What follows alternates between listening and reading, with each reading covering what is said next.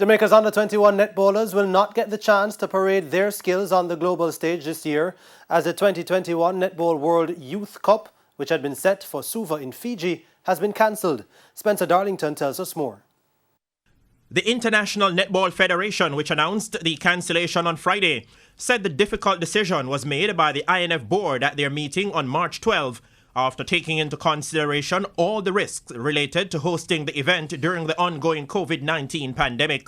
The INF added that the safety and well-being of participants and the Fijian population was at the heart of the decision. The INF said in consultation with the Fijian government, the organizing committee, and the 20 netball nations who had qualified to take part, they identified significant COVID-19 related challenges surrounding the event. The INF also noted that a comprehensive risk assessment was undertaken, highlighting a number of challenges including welfare of youth athletes, the inability of teams to adequately plan and prepare together, ongoing border closures, travel restrictions including quarantine measures and costs, and the protection of Fiji, a nation which has seen low COVID-19 numbers as of this month.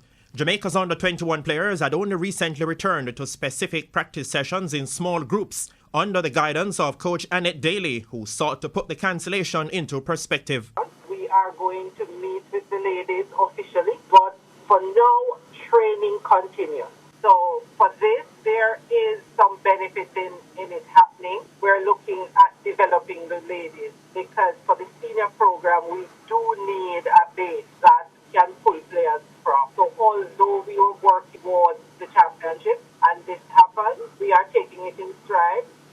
Daly, who rejoined the national program recently after an absence of almost 5 years, added that all is not lost for the current under-21 team, as they could still face international competition later this year. There is the hope of a championship or a tour, I should say, for Jamaica in October, where Trinidad and South Africa may be coming. And if that is so, we're ready to at least engage in competition with these ladies.